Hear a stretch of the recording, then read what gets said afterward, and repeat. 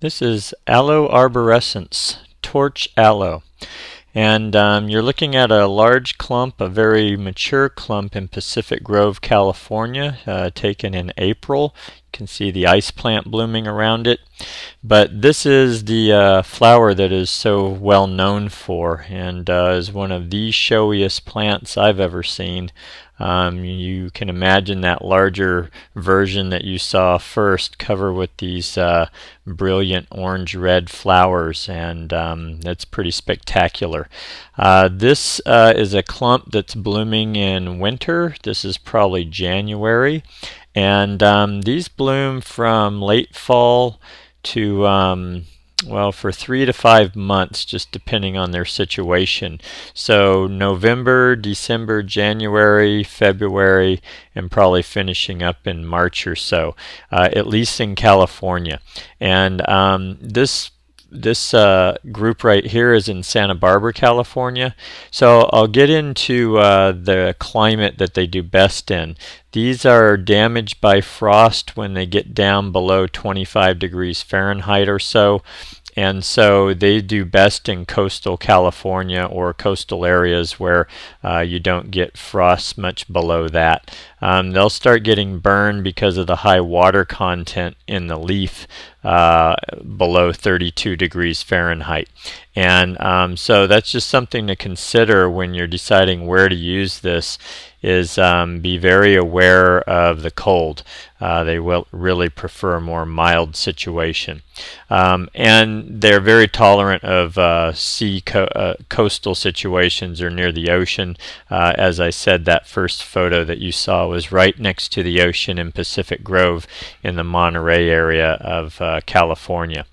So it's kind of a specimen shrub, I guess you'd say. They become quite large unless you prune them. They're a little awkward, so they're not the easiest plant to be pruning. And I think the best way to use them in design is to give them enough space to where they can just clump and become what you see in these pictures here. They're very good in deer areas. They're incredibly drought tolerant. Essentially, these do not get water from basically May, June, July, August, September, and into October in California, and they do just fine with that. So they're a very drought tolerant plant as well as deer tolerant.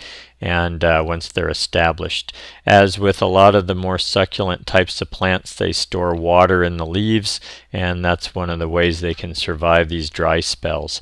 Companion plants, you can see here the Hardenbergia or Happy Wanderer in the background of this shot with the deep purple flowers.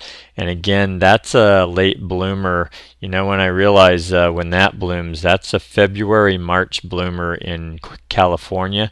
And so that's when this photo was taken. It was February or March. So in terms of design, I think along with other succulent type plants and distinctively not Mediterranean, but more kind of cactus garden and dry California landscape plants, this is a very good addition. It has such a strong character, though. I think you really need to allow for that, whether it's blooming or not. The foliage and so forth has such a strong character with these kind of spidery looking plants that clump together in a group like you see here. I think that if you're using it, you have to be very selective, but also patient. The big clump you saw there is very, very old. It's decades old, as opposed to these younger groups you see here are probably 2 to 3 years old. So what else can I tell you? I mean, I think one of the challenges is they kind of clump on top of themselves, and as they do so, they look a bit unruly, but I think that's also part of their charm as a plant and what makes them interesting. So that's about what I can tell you about the torch aloe.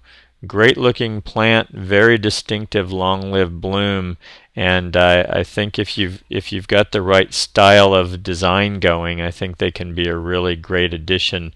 But I don't think you need a lot of them like you necessarily see in these photos. I think that a little goes a long way, and that is Aloe arborescens, torch aloe.